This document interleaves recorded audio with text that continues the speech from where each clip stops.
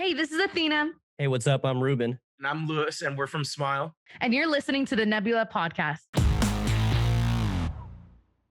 All right, what is up, everybody? Eddie Barco here once again, and welcome to the Nebula Music Podcast. Many of you guys already know what it's all about, but in case you're joining us for the first time, this is a show where we talk to some really, really cool musicians or anyone who's doing something cool in the music industry. We have them on the show, pick their brain for a little bit in hopes that we can learn something new and just to have a little bit of fun. And today is definitely a very, very cool and special episode because I have 3 people joining me on a call, which is very awesome. So I'm excited to introduce SMLE and ATHENA. 3 people. We have Ruben, we have Lewis and ATHENA joining us all on this call. How are you guys doing collectively? Doing great. Doing great. Yeah. Excited for this weekend. Yeah. Oh, Be dude. so hyped. What are you We're guys all going to meet this each weekend? other. Yeah, we're all going to meet.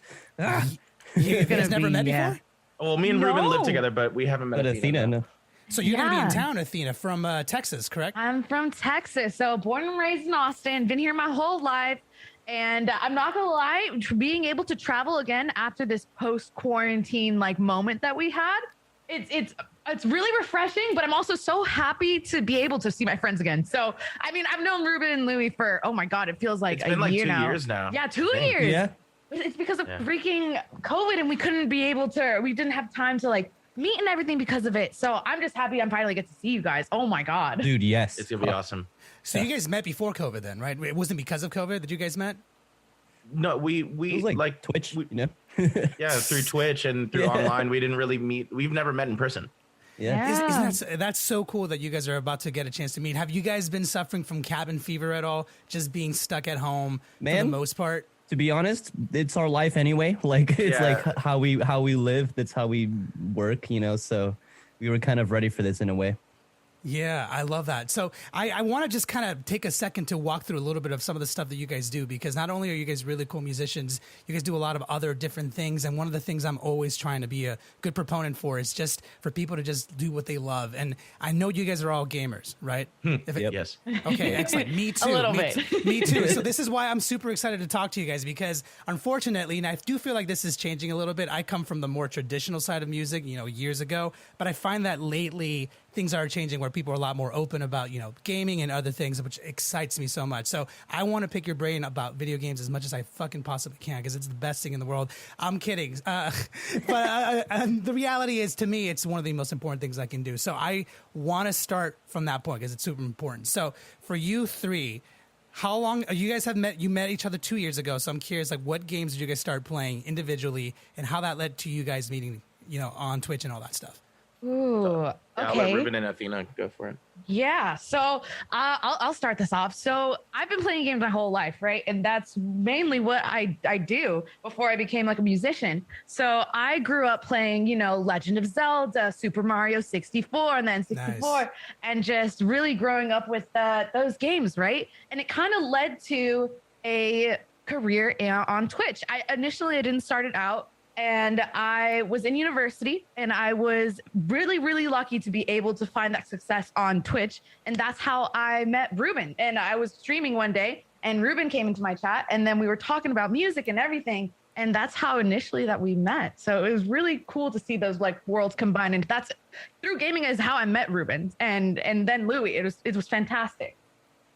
I What mean, about piggybacking on that, growing up, played a similar palette of games there. I think probably my favorite game of all time growing up was Mario Sunshine and Sonic Adventure 2 yes. Battle, those two. Yeah, and GameCube then days, man. yeah, Jesus. love it. I've been playing Mario Golf now like crazy. Oh my God, dude. But then Rocket League is essentially how we met Athena, because I love the hell out of Rocket League. I'm dummy obsessed with it. So it's kind of inevitable that we cross paths, I guess. Yeah. And what about you, Lewis? I mean, same. I grew up playing Ocarina of Time, 007 and stuff, and then I started becoming a Twitch streamer myself, playing Overwatch and other first-person shooters like Valorant and Counter-Strike. But yeah, I mean, I think also just want to if any of Athena viewers are watching, she doesn't just become friends with all of her chatters or anybody like that. We had known, she had known about us before Ruben had come into the chat because we have music in Rocket League. So No that way. was, yeah.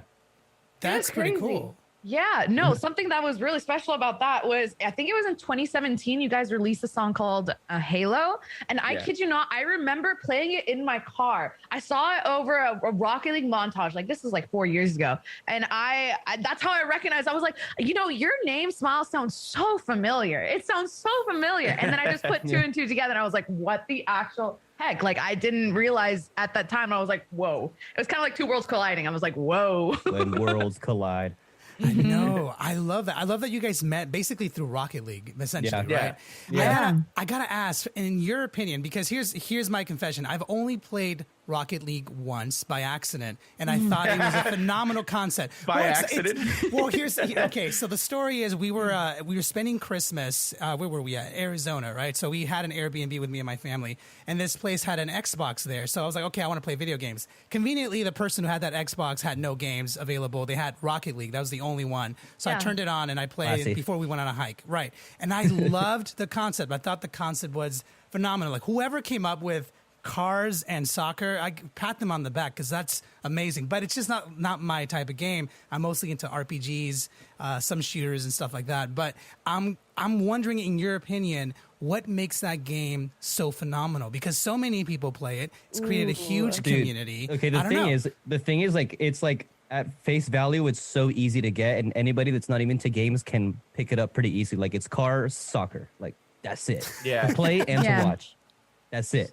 And then you can get as deep as you want, like, you know, Smash, you get all these like texts and like all these moves, which you can do in Rocket League too. But like, if you're on the outside looking in, it's still very exciting to watch and get into because it's just car soccer. Everybody knows soccer already. And it just like looks crazy as it is. So I just think it's like a very digestible esport and like just a very, very like relatable thing. I don't know.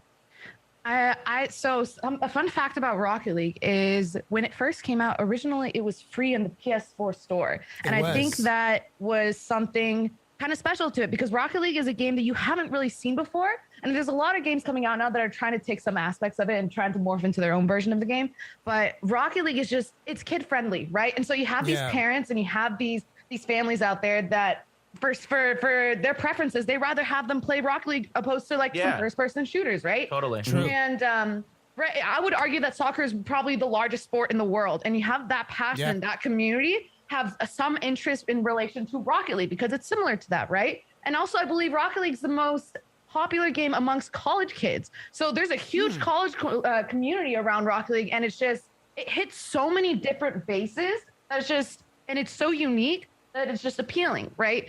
And I think something very special about it as well is you can't transfer your skills from any other game to play Rocket League. The only way to get better at Rocket League is if you specifically play Rocket League itself. So yeah, I also think.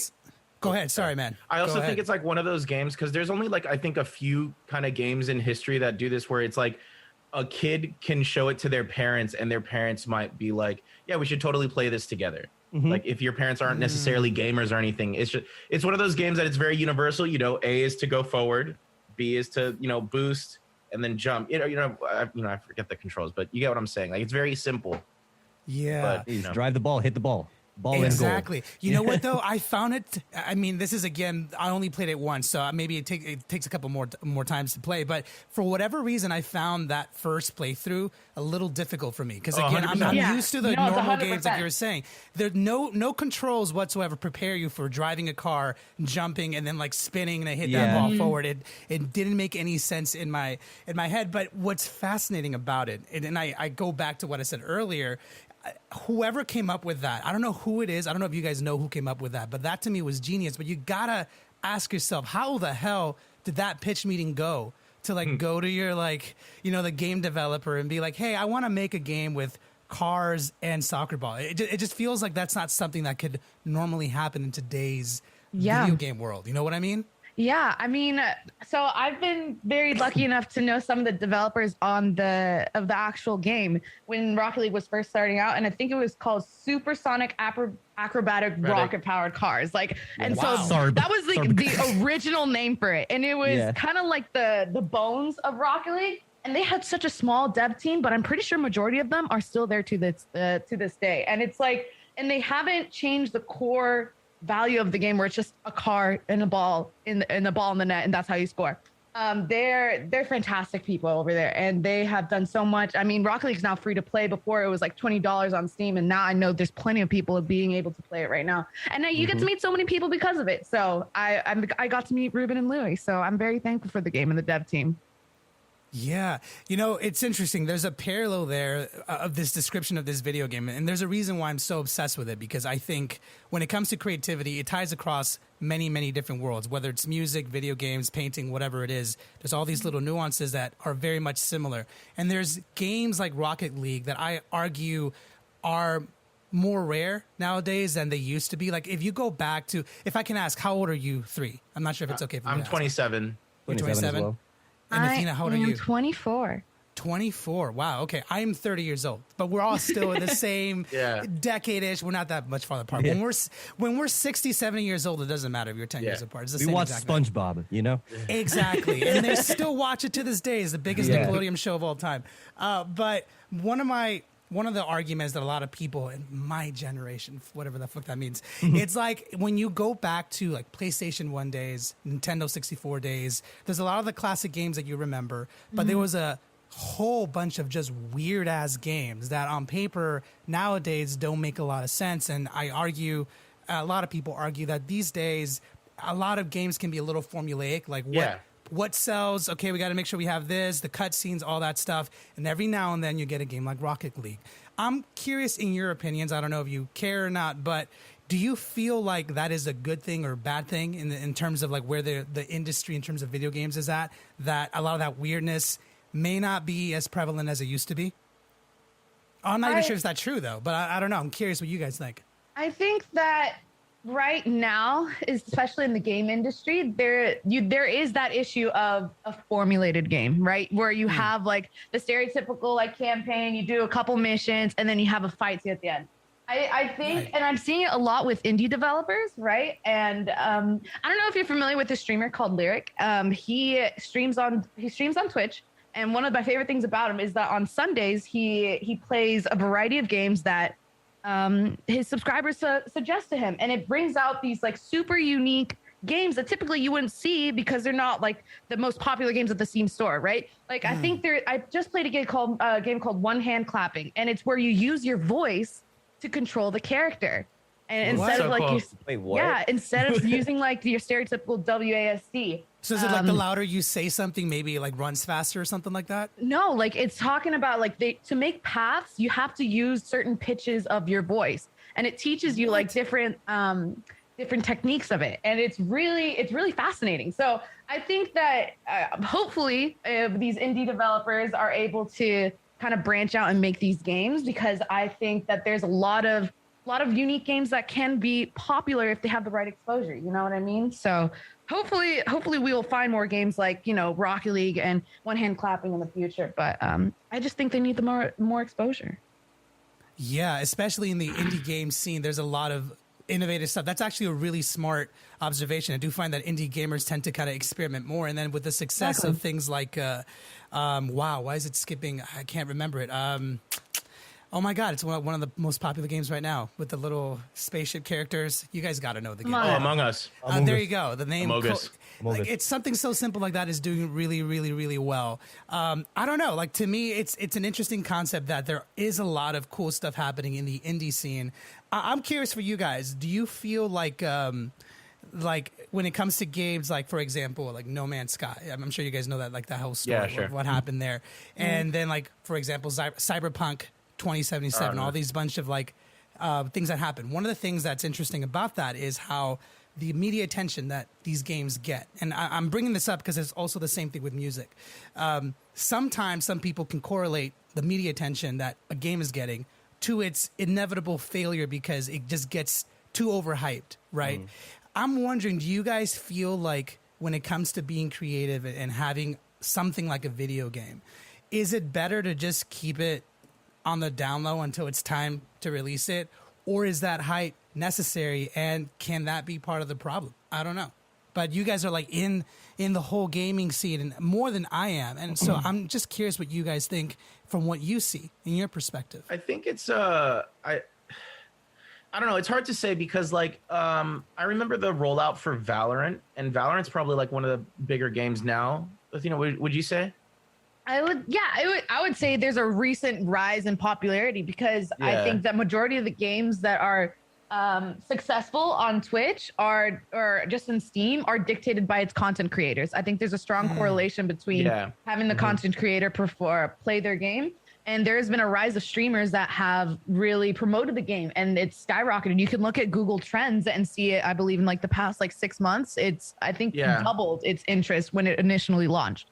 But Valorant, like, really? So the marketing behind Valorant was like a secret until the beta came out, basically. Like it wasn't even called Valorant. It was called like Project A. You knew that it was a shooting game made by Riot. They put out a trailer without even the name Valorant of like a little bit of gameplay. And then that was it. And then it just came out. And now it's like, it's one of the biggest games. It's consistently one of the biggest games on Twitch. That was like that was a nice amount of hype there. There was a nice balance to it. Like, cause then the No Man's Sky thing, the Cyberpunk thing, like crazy hyped. And then No Man's Sky came out like broken because I'm sure production was rushed and those devs poor guys. But then like now the game's amazing and nobody knows, you know? Apparently it's really good. Apparently it's some sick. people are talking about it. If I can interrupt you for a quick second, do you mind explaining to some of the listeners, because I know a lot of the listeners aren't gamers, some are, but not all of them. What is Valorant in terms of I know it's a shooter, but in terms of comparison, have you ever played Counter-Strike or? Of course. So it's essentially Counter-Strike, but with like abilities like Overwatch. Okay. Yeah. I love Overwatch. Such a great fucking game. So you would argue that, and to rephrase what I was saying a little bit earlier, I personally think that when it comes to streaming and like people like you, for example, I think you guys do such an amazing service to just not only just video games, but content creation in general. I think it's cool. I was mostly referring to the traditional outlets like PR, articles. Like, I mean, if there's a good video by the internet historian. I don't know if you guys watched that guy on YouTube. Yeah. Okay, so he did that analysis on No Man's Sky, and he covers how like there's this humongous moment where, what was the name of the developer? Good Games or whatever. The developer of No Man's Sky, they were kind of like very small. Sony picked it up and they kind of just not forced them, but encouraged them to do the whole traditional, like get the media involved, all this stuff. And you can see the slow trickle down of how it was manageable to unmanageable. And then they knew like, oh my God, like this thing blew up way more than we thought it would. And now they couldn't do it. So my question is, do you feel like right now there is a healthy balance between people like you who are actual gamers who play the games and you just say what you like and you say what you don't like versus the traditional PR stuff that's existed for a while? Do you feel like right now there's a healthy balance of it, or do you think maybe not, maybe it's changing, or maybe it's better than it used to be? I don't know. You guys are in it and I'm wondering what you guys think. So I would argue, I know it might be kind of touchy too. So if you want to answer, no, you're good. I think there's actually a huge issue with the balance of like PR and everything. I mean, for example, Cyberpunk. Okay, they've been pushing this release for God knows how long. Years and years and years. I think originally the trailer came out in 2013, something ridiculous like that, where we waited about like 8 years for this game to come out. And I think the traditional route really screwed them over, because at the end of the day, the game wasn't ready. It looked completely horrible on the PS4 when it initially launched. They had to refund so many copies of it all because the glitches and stuff. Exactly. And the most heartbreaking thing about it was it's a fantastic game. Yeah, because I played it on the computer like with Athena. I thought it was great. Like it ran smoothly on my computer. I could run it with like the ray tracing and everything, and it was like super awesome. And the gameplay was super cool. You could play it like if it was Mirror's Edge. You could play it like any sort of like I don't know. It was really fun, and it sucks that because the majority of gamers play things on console games.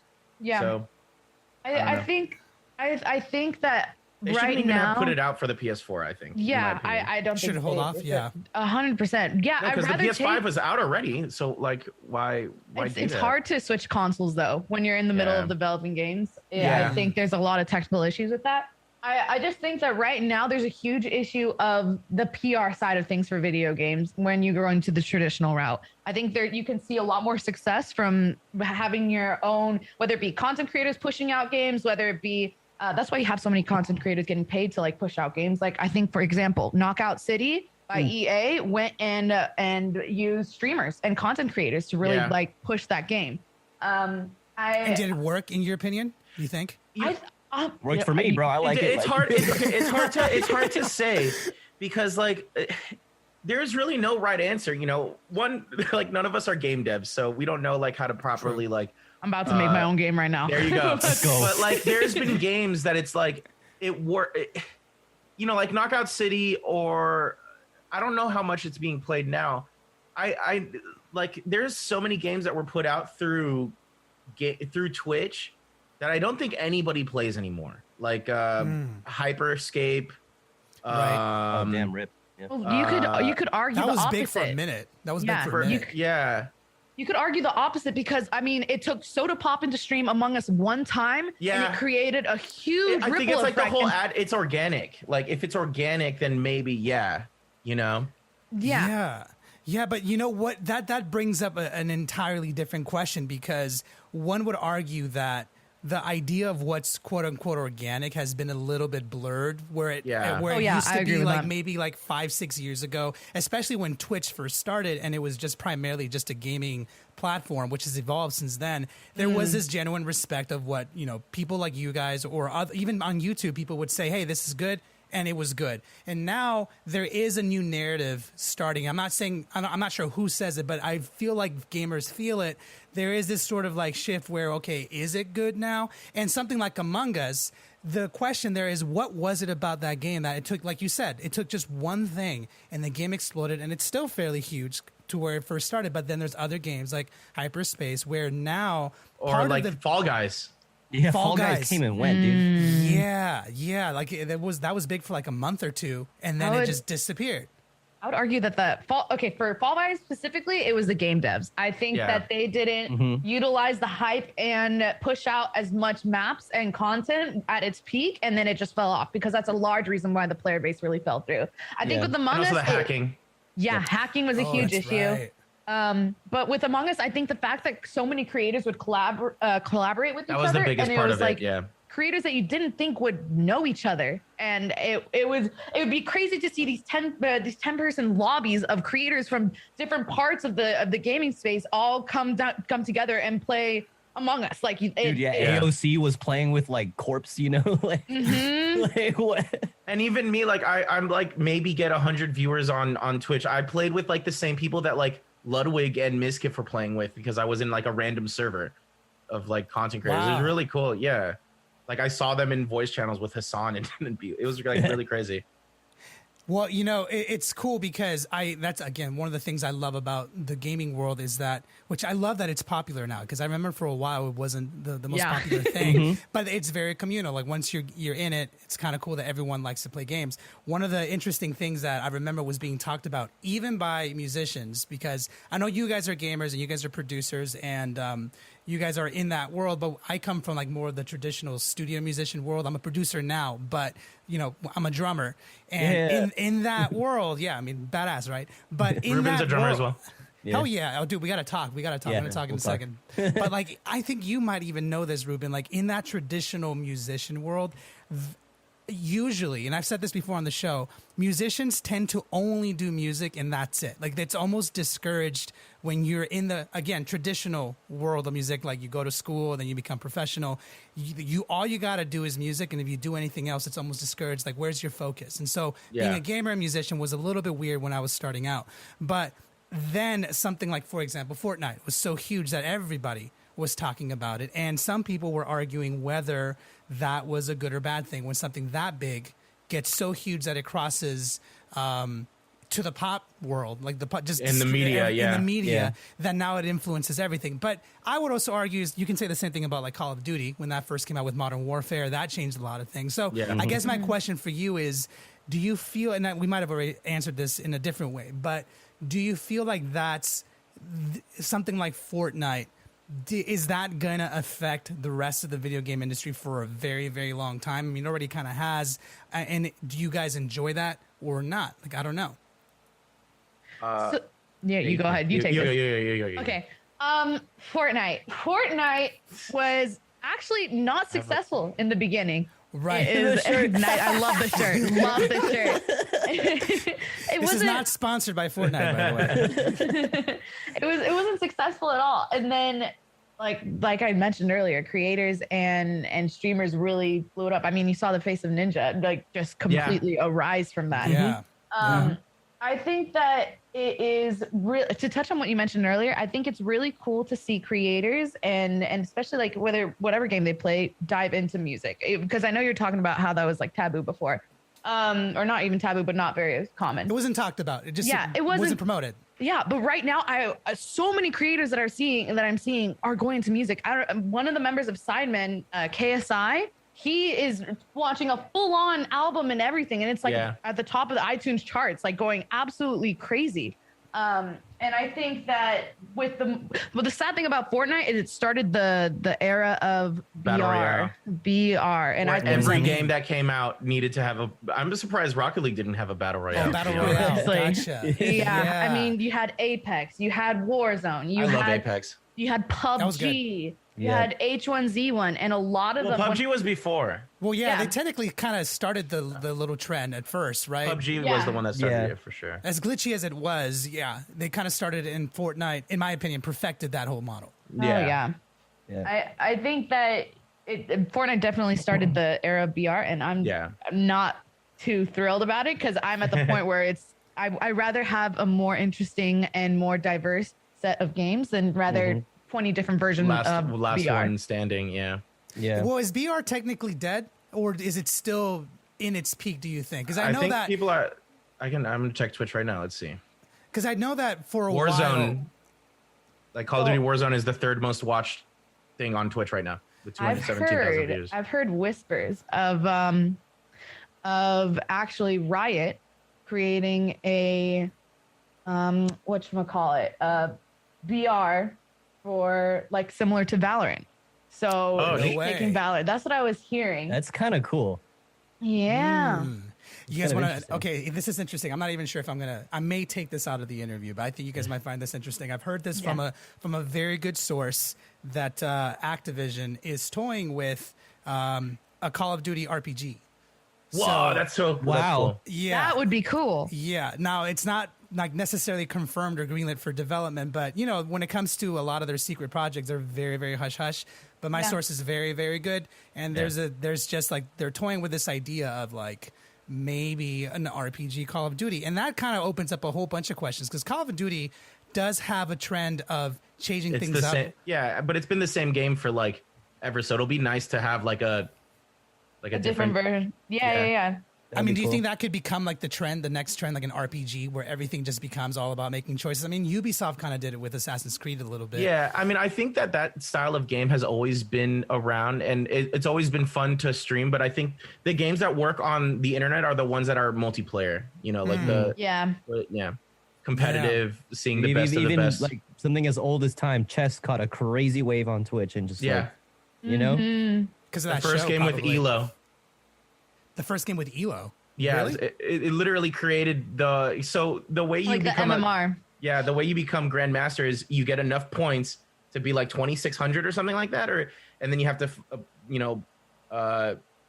match with or do a match with another Grandmaster and beat him to become one.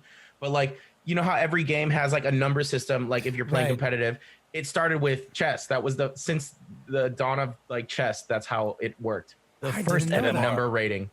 The first MMR was chess. What the hell? I love chess. I'm a huge chess player, but I didn't know that. That's insane. I only know MMR because of Rainbow Six Siege. I play that a lot. Ooh. And that's a fun game for me. I'm not very good at it, but I know the game fairly well. I'm pretty average of it.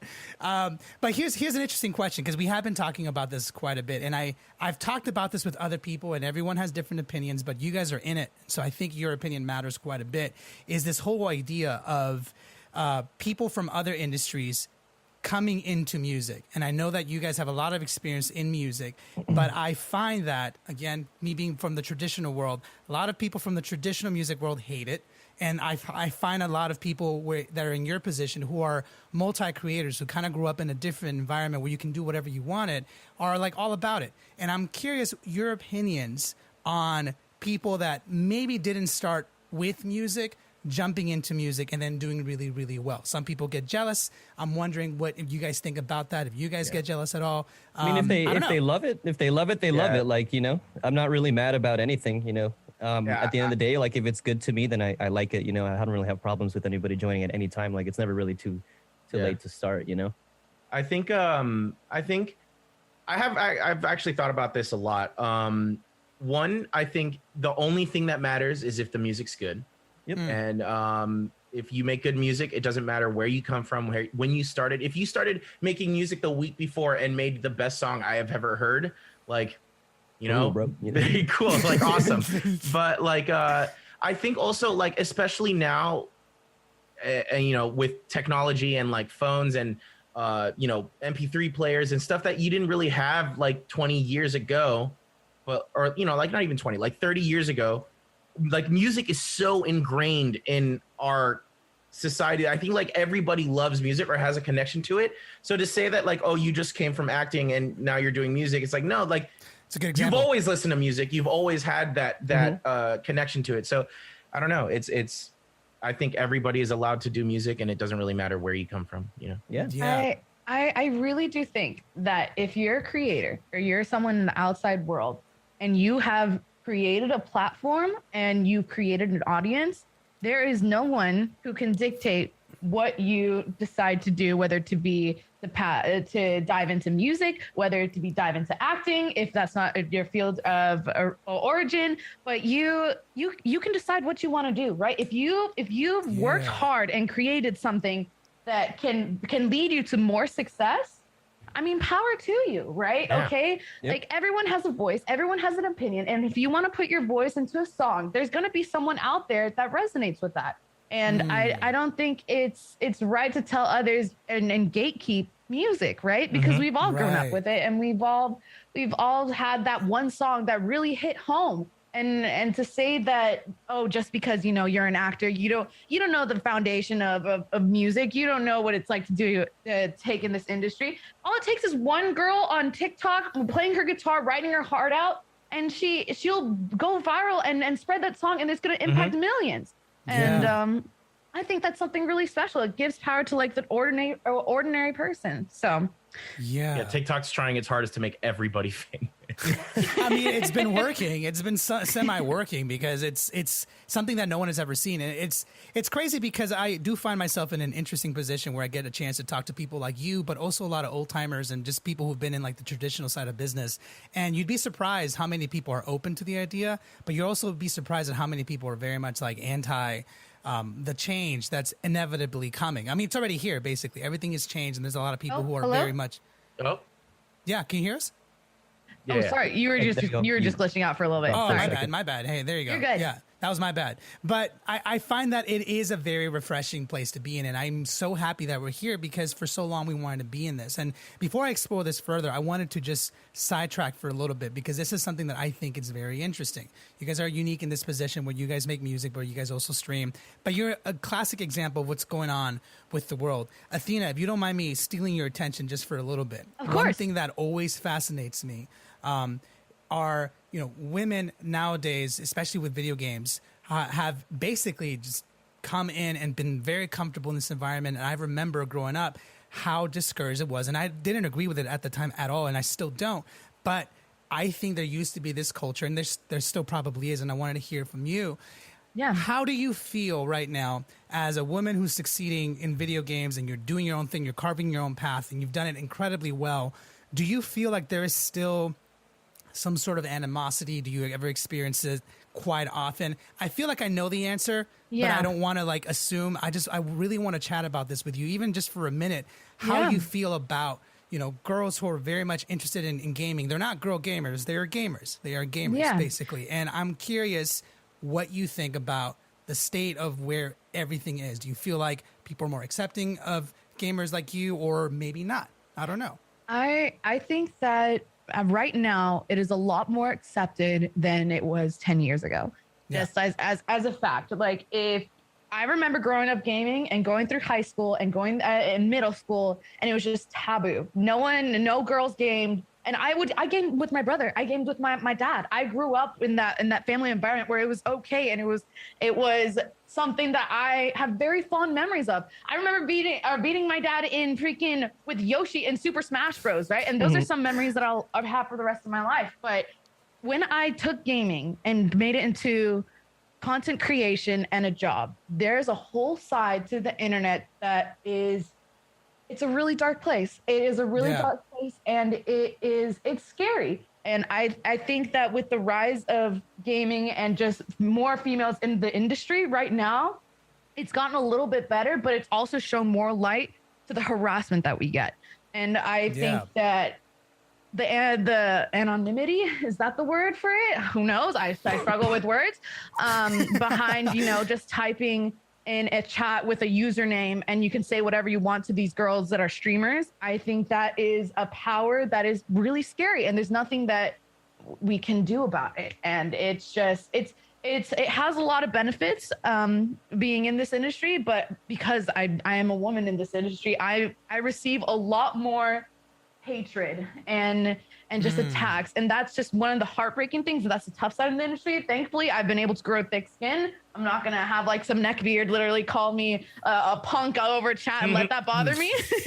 But good for you. Thank you. Yeah, hell yeah, it's tough. It is tough, but what's wrong with neckbeards? Hey, no. Listen, I'm not talking about you, Lewis. Calm down. Calm. You know exactly what I'm talking about. Everything is wrong with neckbeards. I'm just fucking with you. No, but I think that there's some really inspiring women out there that have paved the way to, leading by example. I mean, a streamer that I look up to is Valkyrae. I mean, I saw her go from creating Fortnite to being one of the most the most watched female streamer, I believe, of this year, and her success was overnight. So I think that even though being a woman in the industry and just having those barriers here that typically you wouldn't have if you were a male, I think you can overcome it, and it shouldn't define you, and it shouldn't define my career. And it feels really rewarding to kind of prove people wrong when I do find my success on Twitch. So, yeah, and to bank off of that a little bit for you two, Lewis and Ruben, do you guys ever feel, because I find these perspectives so interesting and necessary. And Athena, I appreciate you being honest, because that's honestly what drives change, is when we're open about what we believe, and with an open mind, we express what we feel.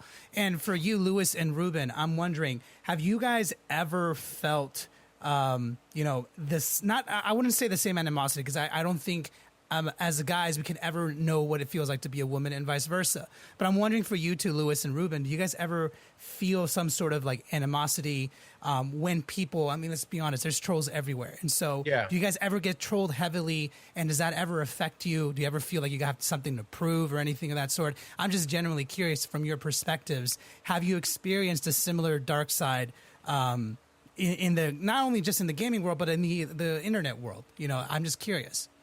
If you're comfortable answering that, I don't know if you are. I mean, it's never anything like, something that like Athena or other creators like her would go through, because I mean, like, it just doesn't happen the same way. But like, I would say like in the EDM world and, and stuff like that. That's a good one. There's definitely a lot of like clicks and, there's a lot of gatekeeping in like people who run shows and stuff like that. Like, it's very much like you have to know the right person, or you have to like be a certain type of way to be let into certain, groups of people. And, there's no other way inside of that. But that's why you just, you keep pushing and you do what you love to do. And, if you don't treat people like they're a commodity, then eventually people will take notice and want to be around you rather than people that are like that. Yeah, that's the gaming is really just you join one Counter-Strike lobby and you'll kind of understand where, how terrible people are. Oh, but man, it's the just old like, school Call of Duty days. Do you remember that? Of course. Oh God. That's a great example of how bad things can get on these gaming lobbies. But I gotta say, I do appreciate you guys being honest and super chill to talk about stuff like this, because again, I think you're in a very great position where you're making some cool music together, and you're also just doing a whole bunch of other stuff incredibly well at that too. And I I want to celebrate that because I think it deserves like a round of applause. I wish I had a little round of applause sound here, but it's really cool. Thank you. Is this the song we're about to talk about, or like the music we're about to talk about? Is this your first time that you three are collaborating on it, or have you guys done other stuff before? Yes, this is the first time. Yeah, first time and my first song. So this is big moment. Big moment for you. Athena, tell me a little bit about what it felt like to, well, actually, I guess we can start from the beginning a little bit. Like, what was the inspiration behind wanting to do this song, and what did it feel like for each of you? We can take turns if you want, but like, what did it feel like to kind of come together to do this project? Was it a natural, like this worked out incredible? Was it a learning curve? I don't know, but maybe we start with Athena. So when Ruben hopped into my stream on Twitch, I was playing Rocket League, and I was just messing around, maybe singing some lyrics. And in my stream, I'd always been passionate about music and singing, but I never really took that step into creating music, you know? Like there's a difference between, you know, just doing a cover of a song on stream than actually formulating a song, producing it and releasing it. Right. And I never took that step. And I'd always wanted to do a song for Rocket League. I always wanted to do, it's just to be able to collide those two worlds into something that I think would have been a beautiful moment. It was one of my dreams. And so when Ruben hopped into my stream, he was like, hey, we should write a song. And I put two and two together, and I was like, wait, I know you. Wait, you make music. And then it just, worlds collide, you know? Worlds collide. Both worlds collided. And I was just super, super thankful to be able to give this opportunity. And I'm so happy that it happened. Yeah. Were you nervous at all? Like, were you just filled with nerves doing this for the first time? Oh my, it's a process. Let me tell you out there, it is a huge process. Coming from the world, because I mainly stream. YouTube, Twitch, TikTok, that whole realm, that's mainly what I do. And that's a process too, though. That's a process too. Yeah, but it's like it's in the studio with the mic, and then and going over vocals, and then doing vocals like a million times just make sure that it comes out perfect. Yeah, I have a whole new respect towards artists now because I never really understood the process that was behind it, and it is something. Wow, you guys do it every day. That's a lot of work. So I just have to click a button and then go live and just talk. So I have a whole new respect for artists, and it's amazing what you guys do. Yeah, Ruben, what compelled you to ask Athena to make a song with you? Dude, okay, so I'm always like lurking on all of the Rocket League streamers and stuff. Got my ear to the ground. Yeah. And I always hear her like singing and stuff. I'm like, damn, like she's like just like casually singing, but like she can sing really well. Like, what's going on here? So then like one day, like she said, I just hopped in and I was like, hey, music ? Essentially, and like it was like right when she happened to be talking about like doing Rocket League music, and I was like, okay, in my head, like. We did one before, and I was like, I really want to do one again because I love the game so much. And then the same thing she said, like it would be like the craziest thing for the game and the music side of things in Rocket League for those worlds to collide, and nothing like that has really ever been done in this game. And I think it's going to be like a pretty big moment. I think nothing like that has ever been done in any game, to be honest. It's not like no, it's not like I don't think so. Yeah, the way I would equate like Rocket League and music is like the same way that like when we were growing up playing Pro Skater and how those songs affected us. Yeah. Rocket League, I'm sure, has the similar effect to a lot of the young kids that are playing it as well, that they identify with those songs. And nobody came together from a Pro Skater didn't make a song with a band from the soundtrack to make a song for it. No. So I don't think that this has ever happened before, anything like that. So that is such an interesting observation. Yeah, the whole Pro Skater thing. You know, it's another game I think a lot of people in our age group probably relate to in terms of music is GTA.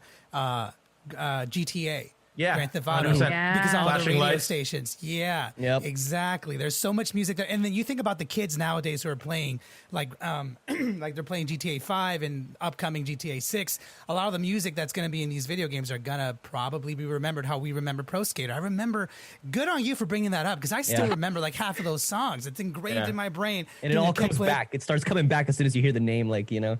Yeah, and that nostalgic feeling you like see the skate. Oh my god, dude, that's amazing. Yeah,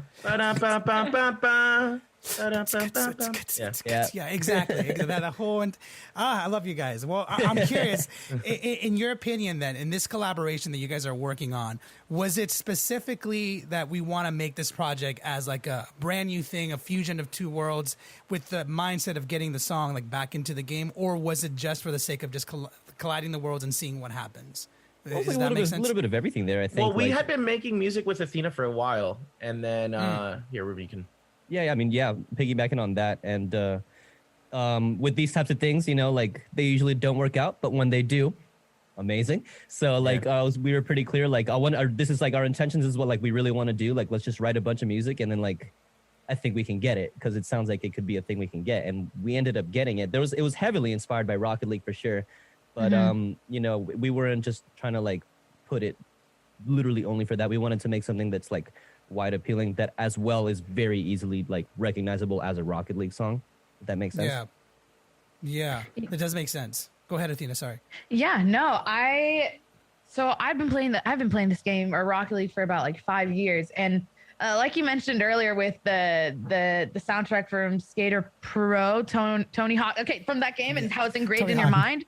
Yeah, I think that Rocket League soundtrack is, I could probably list every single song in the first like Monster Cat album or of Rocket League. I'd listen to it over and over again. And I don't know if you're familiar with the professional scene for Rocket League, but when the tournaments are on, it plays that music on the waiting screens. So it's being played multiple times. Yeah. And I thought just being able to hear my song and just our song just on that stream or on that platform, and know that there's going to be people out there that correlate Rocket League, Athena, and Smile. Like that's amazing. That's absolutely, it's so surreal. And I think I really hope people like it. I really, really can't wait for people to hear. That's awesome. And I got to say, that's quite an achievement because it is a bit of a bucket list item to be able to participate in something that you love so much and have a piece of your work involved in it. I'm wondering, what would you describe the overall genre that really does well on Rocket League? I know there's a lot of EDM on there. I have a lot of friends that been on the show that have songs and Rocket League, you guys now as well. But I'm curious, in your opinion, what's the overall vibe in terms of like the music that is featured on Rocket League? Like very happy, very just like EDM, energetic. Or is it more like rock? Very energetic for sure. Yeah. It's all Monster Cat music, so it's very like, you know, electronic, high energy, like high octane for what the game is, you know. High octane. Sorry, that's one of the cars in the game. I'm so sorry. I'm so sorry. No, it's super upbeat.